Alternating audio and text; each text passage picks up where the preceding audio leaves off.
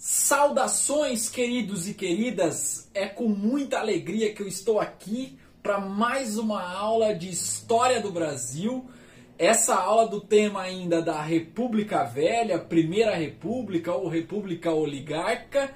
E nós vamos falar dos movimentos sociais. Vamos nessa? Vamos lá então. Quando a gente fala em movimento social na Primeira República, nós precisamos dividi-los pelo menos em duas partes. Os movimentos que acontecem no ambiente rural, lembrando que a sociedade brasileira nessa época tem 90% da sua população morando na zona rural, e os movimentos que acontecem na zona urbana, sendo que 10% da população está situada nesse ambiente. Então, além das contradições, além dos contrastes que a sociedade brasileira está marcada nessa época, nós vamos ver muitas organizações, muitas lideranças carismáticas, políticas, que vão tentar articular um povo fragilizado e que vive essa desigualdade, que vive esse movimento, que vive essa exploração, essa opressão nesse momento histórico, né? E que, de certa forma, vai tentar construir movimentos pautando transformações na sociedade. Vale lembrar que se você não assistiu ainda sobre a aula de movimentos sociais, as características de um movimento social, acessa no canal. E volto a lembrar, se inscreva no nosso canal, curta já esse vídeo e ative o sininho para você receber mais aulas como essas. Beleza? Bom, o primeiro movimento social que eu escolhi para a gente falar um pouquinho, né, é de Canudos, um dos movimentos mais controversos da nossa história, que aconteceu na última década do século XIX e que teve como liderança um carinha chamado Antônio Maciel, também conhecido como Conselheiro, Antônio Conselheiro, certo? A grande liderança do Arraial de Canudos.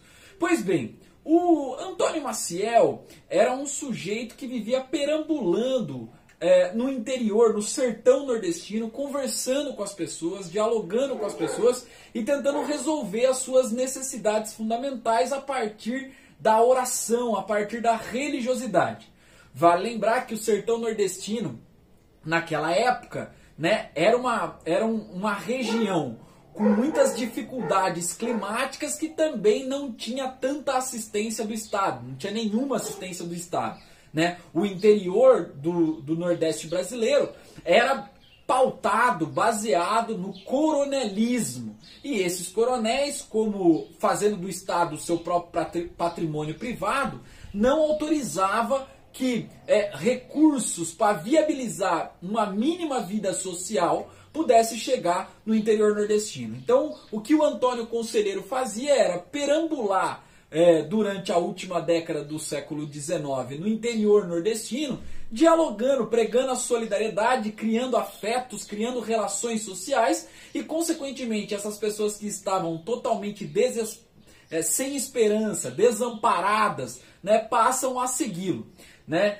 Em pouco tempo, o Antônio Maciel ele já vai ter por volta de 40 mil seguidores. E eles decidem então, né, se fixar numa fazenda, né, que vai ser construído aí, esse Arraial de Canudos no interior nordestino. Beleza? Bom, o que acontece aí? Nós temos a influência de um líder religioso, que é esse Antônio Conselheiro, né? As pessoas olham para ele acreditando que ele era uma espécie de Messias, então por isso que a gente fala que esse movimento também é um movimento messiânico, e as pessoas depositavam muita fé nele, muita crença nele, principalmente porque ele conseguia articular pessoas e a coletividade, né, as relações sociais fazia ter certa produtividade também, né? Então as pessoas amparadas umas nas outras conseguiam constituir uma vida melhor. Então, essas pessoas passavam a acreditar que o Antônio Conselheiro era uma espécie de Messias ou de um enviado de Deus, né, que viesse para arrumar esses defeitos da sociedade em que elas viviam. Tá? Então o cenário é de miséria, é de fome, é de descrença na materialidade, é de busca pela espiritualidade para resolver os conflitos materiais, né? E esse catolicismo rústico, informal, que está fora da igreja, né, que está fora do espaço da igreja, que se prega no dia a dia, né, na crença do dialeto, nas festividades que vão sendo criadas, né, faz com que o Antônio Conselheiro se torne uma grande liderança. E quando ele forma esse Arraial de Canudos, obviamente que os coronéis ficam extremamente incomodados com ele. Por quê? Porque, para vocês terem ideia, a cidade mais próxima ali, que era de Juazeiro, mais ou menos, né? Vamos pensar assim, essas cidades que são pequenas, ali do Nordeste brasileiro, tinha 5 mil, 10 mil pessoas. E Canudos, na época de apogeu, vai ter mais de 40 mil pessoas, certo? Então, Canudos representa uma potência muito grande, né? Pode quebrar, pode fragilizar a estrutura oligárquica e fragilizar a estrutura dos coronéis que faziam voto de cabresto, que tinha os seus currais eleitorais, certo? Então, não demorou muito para que as pessoas, principalmente esses coronéis, criassem uma mitologia em cima do Antônio Conselheiro. Uma mitologia no sentido de dizer que ele pregava a monarquia, né, que ele era uma espécie de representante do sebastianismo, né, de que um indivíduo ia resgatar a humanidade desses perigos que foram constituídos na sociedade moderna, e esses coronéis passaram a entender que o Antônio Conselheiro e o seu arraial representava uma ameaça à República, que tinha essa característica idealizada como algo moderno, certo? Então, não demorou muito para o Antônio Conselheiro ser chamado de monarquista. O que se sabe é que não tem nenhum documento que se ateste que o Arraial de Canudos, né, reivindicava a monarquia. O que se sabe é que questionava a República. Questionava a República principalmente porque a República se dizia moderna, né, se dizia modernizante, mas essa modernidade não era levada para todos, principalmente para a maior parte da população. Então, como ficou constituído para a nossa elite, né, que o Antônio Conselheiro e o Arraial de Canudos representavam uma ameaça, logo o Estado brasileiro desenvolveu uma tática militar para combater, né? E essa tática militar de combate, feita pelo menos pelo Prudente de Moraes, o nosso presidente aí, teve alguns fracassos, levando à morte de vários soldados, certo? Então isso ficou gerando um clamor social, a mídia começou a publicar e virou uma questão de honra acabar com Canudos. Até que tem um destacamento militar gigantesco, né, com bombas de primeira ordem, canhões de primeira ordem, como se fosse para enfrentar uma guerra civil, e o Estado então se volta contra o seu povo, levando à morte de pelo menos 20 mil pessoas no Arraial de Canudos e a dominação completa e a destruição completa do Arraial de Canudos. Então isso mostra, né, a violência do Estado, mais uma vez, mostra as contradições da nossa República e mostra a vulnerabilidade da população mais carente, sobretudo a população rural, que não tinha para onde correr devido à miséria, devido à fome, devido à sua fragilidade espiritual também, né, a descrença na materialidade e uma série de coisas. Então esse é o primeiro movimento que a gente tem, que é o movimento rural.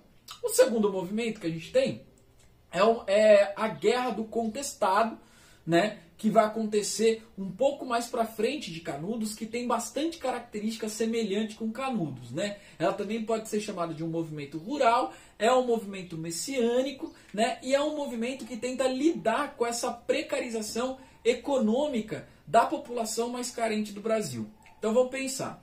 Primeiro a gente precisa saber o que é contestado.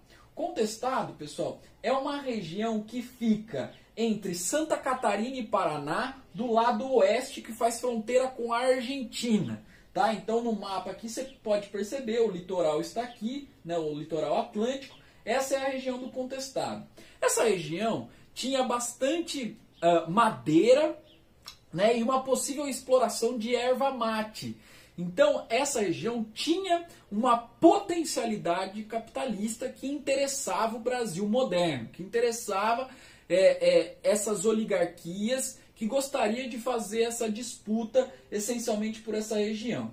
Então, pensando na viabilidade e no entrosamento entre as regiões mais distantes do Brasil, principalmente porque o Brasil é um território continental, o Estado brasileiro, com essa ideologia modernizadora, contrata, vende, na verdade, a possibilidade de um projeto que vai ligar, a Bacia do Prata, que está perto da região sul do Brasil, até a capital do Brasil, Rio de Janeiro, através de uma ferrovia. Então aqui você pode perceber essa ferrovia que está sendo traçada, em toda essa região. Pois bem, e o que ficou estabelecido? Ficou estabelecido que uma empresa norte-americana ia fazer esse desenvolvimento e, consequentemente, o Brasil ia desapropriar 15 quilômetros da onde ia passar a ferrovia, tá? A desapropriação de 15 quilômetros às margens da ferrovia para a viabilização de comércio. E só que não perguntaram, as pessoas que tinham terra ali se elas queriam vender para o Estado. Então o Estado desalojou essas pessoas, e colocou essas pessoas à margem da sociedade. E para onde essas pessoas foram morar? Essas pessoas foram morar excepcionalmente na região do Contestado, que tinha o olho grande, sobretudo das oligarquias rurais brasileiras, para a exploração capitalista dessa região. Pois bem, outra coisa que acontece é que muitos migrantes brasileiros vieram para cá para ajudar a construir essa ferrovia. E, consequentemente, depois do trabalho feito, essas pessoas também não tinham para onde ir, porque a passagem foi paga só de ida, não tinha passagem de volta. Então, consequentemente, muitas dessas pessoas também foram morar nessa região do Contestado. É nesse momento, então, que surge um padre, um típico, vamos dizer assim, Antônio Conselheiro da região, que se chama Padre José Maria. E esse Padre José Maria faz mais ou menos a mesma coisa que o Antônio Conselheiro fez no Nordeste. Estimulava a solidariedade, criava afetos, era um instrumento catalisador de criação de relações políticas entre as pessoas. E as pessoas acreditavam de novo nele, acreditando nele, de que era possível construir um mundo melhor. Pois bem, o José Maria, ele começou a encarar certo centralismo político, vinculado também à divinização e tal, e esse movimento, tem uma ideia aí de uma construção de uma monarquia celestial, de uma monarquia divina, de uma monarquia que pode trazer os benefícios para a sociedade, uma superação da miséria, uma superação da desigualdade social, E toda essa monarquia celestial construída a partir da vulnerabilidade das pessoas, da fragilidade espiritual e também das desigualdades e da exploração do povo. Então, cria-se ali um povoado de Contestado e esse povoado passa a ser novamente uma ameaça ao projeto político das elites agrárias do nosso país. E, consequentemente, então, o Estado brasileiro decide reagir. E reage com bombas e reage, inclusive, com baterias aéreas de violência. Resultado, uma força desproporcional, uma violência de Estado incisiva e, mais uma vez, a morte do povo brasileiro sendo resolvida através da porrada. Ou seja, as desigualdades sendo resolvidas através da porrada numa espécie de higienização social. Tudo bem? Então esse é mais um movimento rural, que a gente chama de Guerra do Contestado. Mais um movimento rural chamado Cangaço, certo? O cangaço foi um movimento que aconteceu sobretudo no Nordeste do nosso país também, a região que tem aí um favorecimento de uma ausência do Estado e de uma miséria bastante profunda da nossa população, uma estrutura coronelística que domina a população do Nordeste, então a situação é bem parecida com a situação de Canudos, e nós vamos ter aí pessoas articuladas, que vão se organizar através de grupos armados, por conta de serem aqueles antigos jagunços, os antigos jagunços dos coronéis, sabe? Que criado pela Guarda Nacional lá no espírito regencial, né, no período regencial e tal. E esses jagunços, então, eles acabam criando grupos independentes dos coronéis e passam a praticar o justiçamento, ou seja, assaltos, saques, praticar a justiça com as próprias mãos. E aí nós vamos ter uma discordância dentro da própria historiografia, né? Alguns historiadores vêm afirmar que era prática de banditismo mesmo. Tem outros historiadores que vão falar em injustiçamento social, injustiça social. Então alguns romantizam o movimento, outros criminalizam o movimento como um todo. Mas o que se sabe é a origem histórica desse movimento, que é fruto das desigualdades, né? Que esses grupos invadiam cidades, esses grupos invadiam fazendas, às vezes eles também faziam trabalhos para outros coronéis contra outros coronéis. Então, eles são um grupo autônomos que fazem alianças esporádicas, mas eles é quem definem quais serão as estratégias. E o grande nome, né, desses jagunços, desses cangaceiros, vamos dizer assim, da Primeira República, era o Lampião e a sua esposa Maria Bonita, né, que passaram a ser um verdadeiro mito. Foi construída toda uma narrativa mitológica em cima deles, que ainda permeia o imaginário das pessoas até os dias de hoje, e eles vão ser presos, mortos, na verdade, numa emboscada no Estado Novo, no Estado getulista, tá? Então, o cangaço aí sendo mais um movimento social fruto da miséria, fruto da desigualdade social e da ausência do Estado e praticar a justiça com as próprias mãos, certo? Então, mais um movimento rural. Bom, e agora vamos para os movimentos urbanos, certo? Esses movimentos eles são essenciais para a gente pensar também as contradições da Primeira República, tá? Então, quando a gente fala em movimentos urbanos, nós precisamos pensar essencialmente nas duas maiores cidades do Brasil nessa época, que é São Paulo e Rio de Janeiro. E a gente precisa lembrar que as condições urbanas, né, e conjuntamente com as condições de trabalho no ambiente industrial são condições decadentes, principalmente por falta de higiene, falta de saneamento básico, casas insalubres e, consequentemente, também jornadas exaustivas, né, trabalhos insalubres e baixa remuneração. É como se nós estivéssemos vivendo mais ou menos as mesmas condições da primeira Revolução Industrial Inglesa, né? Então, trabalhos maiores de 12 horas por dia, as mulheres trabalhando à noite, crianças muitas vezes trabalhando, né, em jornadas exaustivas. Aliado a isso, nós vamos ter uma inflação gigantesca por conta da Primeira Guerra Mundial, né? E nós vamos ter aí também um aumento da classe operária a partir da política de substituições de importação que nós já estudamos na aula de economia. Então, essa classe operária que já tinha feito mais ou menos 200 a 300 greves nos primeiros anos do século XX, ela agora passa a articular uma greve geral. O que isso significa? O que é uma greve geral? Né? Uma greve geral é uma greve não só de um setor industrial, mas de vários setores, tanto da indústria, da prestação de serviços, do comércio, tá? Cujo objetivo é pressionar os donos e os patrões para que possam atender aos interesses desses operários que estão se sentindo explorados, tá?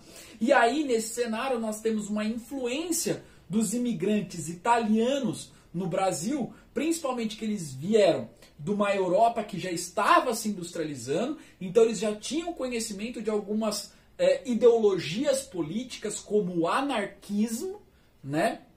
E o socialismo, o comunismo, mas sobretudo o anarquismo, e eles praticam ali naquele momento o que é chamado de anarcossindicalismo, ou seja, uma auto-organização dos trabalhadores sem uma instituição hierarquizada que vai recorrer ao instrumento de greve para paralisar as atividades constantemente, prejudicar o bolso do patrão para que o patrão se force a negociar com os grevistas. Então é uma tática ousada, né, uma tática que reconhece a separação de interesses antagônicos entre trabalhadores e entre os patrões e decide agir, não através não necessariamente de uma negociação imediata, mas através do confronto, ou seja, vamos parar, né, as atividades, porque é só dessa forma que, né, intervindo no bolso do patrão, é que ele passa a reconhecer a importância do trabalho, tá?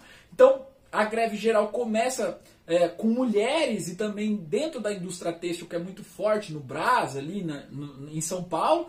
Logo vai percorrer também o Rio de Janeiro, e a pauta da greve é o fim do trabalho infantil para menores de 14 anos, né? O fim do trabalho noturno para menores de 18 anos, o aumento dos salários principalmente por conta da inflação, a garantia do trabalho permanente e não ter o risco de você chegar no trabalho no dia seguinte e ser mandado embora sem nenhuma garantia, né? Jornada de trabalho de 8 horas, sendo 44 semanais, ou seja, 8 horas durante os dias da semana, 4 horas no sábado e o domingo sem trabalho, e para as mulheres o fim do trabalho noturno. Então vocês podem observar aqui que nós temos uma pauta ousada para a época, mas totalmente condizente, né? É claro que a gente vê aí, né, que num primeiro momento essa pauta na sua totalidade não foi acatada, mas nós tivemos aumento de salário, pelo menos, principalmente para cobrir a inflação.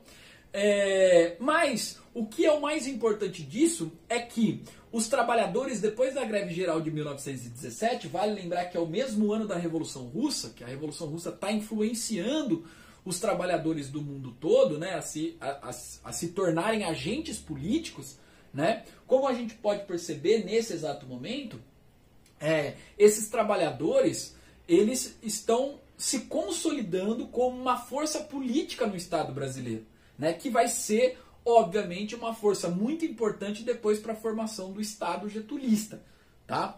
Que depois de um Getúlio Vargas a gente vai falar novamente da importância da greve geral de 1917, né, na Constituição do Estado brasileiro, na Constituição da República Getulista, beleza?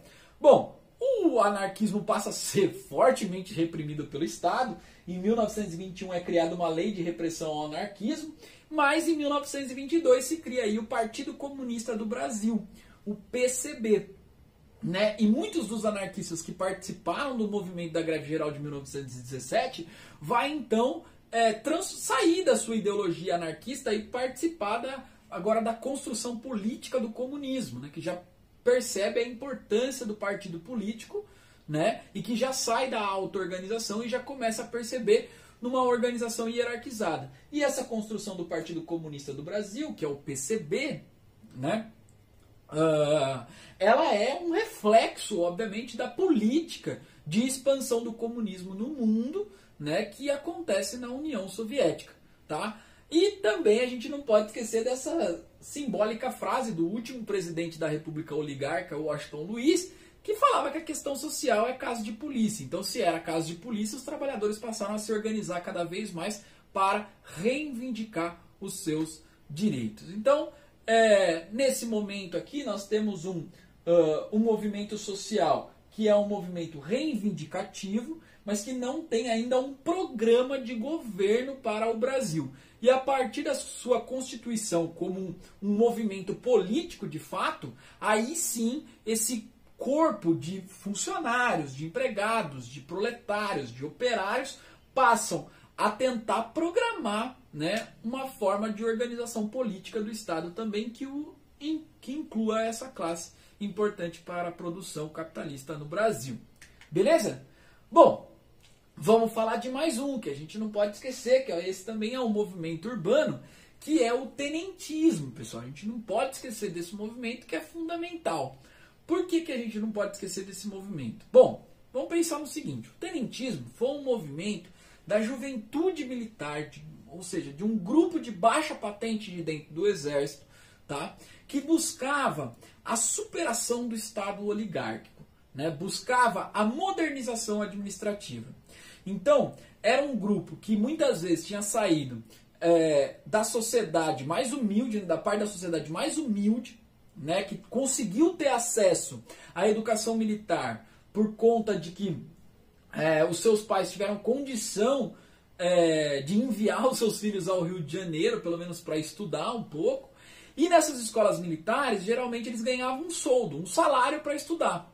Então, muitas das vezes, esses tenentes ou de formação, ou tenentes mesmo de prática militar, a partir da sua entrada no exército, né, como um mecanismo de superação das desigualdades, tinha o pé, obviamente, na formação intelectual que o exército propiciava, né, lembrando que a gente falou um pouco disso na República da Espada, do positivismo, por exemplo. Se você não assistiu essa aula, vai assistir, que é importante, tá? Então nós temos uma inspiração intelectual dentro do exército casada com a materialidade da vida desses novos tenentes, aí, desses novos membros do exército, que era uma vida precária. Então esses caras começaram a utilizar a ideologia que aprendiam dentro do exército, né, essas práticas políticas, e perceber que o ser humano, né, mas que o exército, ele também, os membros do exército também tinham responsabilidades cívicas, responsabilidades como cidadãos, e percebiam também como capazes de serem agentes de transformação, tá? E eles passaram a tentar atuar e disputar e tensionar essa república oligárquica, beleza? Então o que nós temos aí, né? Um grupo que vai se organizar para questionar o poder dos coronéis, para falar que as eleições estão viciadas. Só que nesse exato momento, né, ainda sob a inspiração positivista desse cientificismo, né, de resolver as coisas inclusive na força, né, na violência e tal, não estou nem querendo fazer um balanço moral sobre utilizar a violência ou não, mas o sentido é que esses caras não tinham exatamente uma definição institucional pré-definida.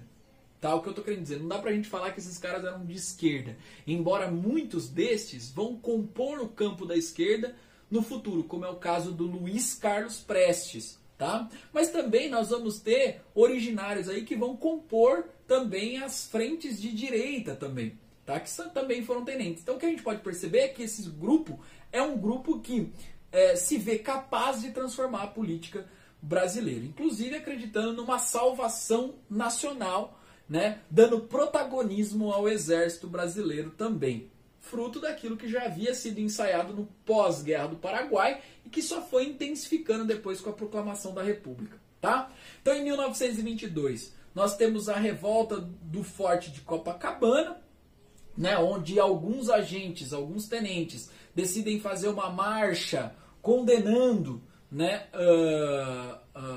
a assunção do Arthur Bernardes, que foi o cara que ganhou a presidência da República. Isso trouxe uma distorção, trouxe uma contradição. Esses caras, eles foram todos baleados durante a sua marcha, né, mas alguns sobreviveram e viraram verdadeiros heróis depois na formação do governo getulista.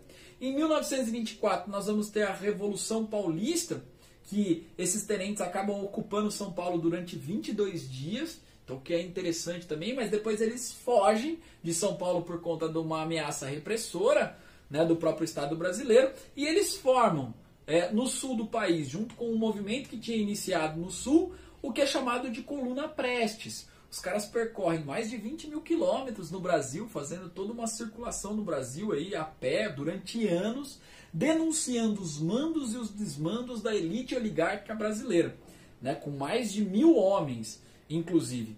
Então veja, durante a República Brasileira tinha um movimento social de 1000 homens armados percorrendo o interior do Brasil, né, lutando contra essa república oligárquica. Então veja a tensão do momento final da nossa república oligárquica, né, que ela vai até 30, então a tensão desse movimento, né, que gera todo um distúrbio no governo também, e a liderança é o Luiz Carlos Prestes, né? Um grande nome aí da política nesse momento, ainda jovem nesse momento, né, que percorre todo o Brasil e que eles vão depois se refugiar. Eles vão tentar invadir São Paulo depois de um período, não vão conseguir, e depois eles vão refugiar na Bolívia. E posteriormente daí o Luiz Carlos Prestes vai ser convidado a participar do PCB, a fazer uma excursão na Rússia, né, que já tinha feito a sua Revolução Russa, que já estava constituindo né, a União Soviética. Então, o Carlos Prestes vai até lá, né, aprende muito e vai ser um grande nome do PCB, certo? Inclusive vai ser senador durante as eleições que vão trazer o Dutra ao poder a partir de 1945. Beleza, pessoal? Então, esse é um movimento tenentista, um movimento importante que depois vai ser absorvido pelo Getúlio Vargas, tá? Para compor o seu governo, já que o Getúlio Vargas vai ser a antitese, entre aspas, da República Oligárquica. E o nosso último, último movimento social aí é o modernismo, né? O modernismo que vai desencadear a Semana de Arte de 1922, né, que buscava a transformação da cultura brasileira para superar o romantismo do século XIX criado pelo IHGB, né, resolver algumas contradições sociais da modernização conservadora, né, resolver esse problema que o Brasil tem com a Europa. Então esses caras, sob a liderança aí de dois grandes nomes, que é o Mário de Andrade e o Oswald de Andrade, né, vão criar todo um movimento artístico no cenário brasileiro de tentativa de absorver a cultura brasileira num ritual antropofágico, né, que era uma prática social de algumas comunidades originárias do Brasil, mas o que ele está querendo dizer aqui é no sentido figurado, absorver a cultura brasileira, né, digerir essa cultura brasileira, e essa cultura brasileira, que é uma cultura miscigenada, aceitar a miscigenação, parar com esse lance de higienismo, né, aceitar essa miscigenação e criar uma cultura verdadeiramente brasileira, com crítica social, com crítica política e que rompa de vez com o formalismo europeu, certo? Então, se você quiser saber um pouquinho mais sobre cultura, vai assistir a nossa aula de Belle Époque brasileira, que já está no canal também. Beleza, pessoal? Então essa foi a nossa aula. Essa foi a nossa aula de movimentos sociais na Primeira República. Espero que vocês tenham gostado. Não esqueça de ativar o sininho, curtir o nosso canal e curtir esse vídeo. Se inscreva no canal e curta o vídeo. E um forte abraço para você. Valeu!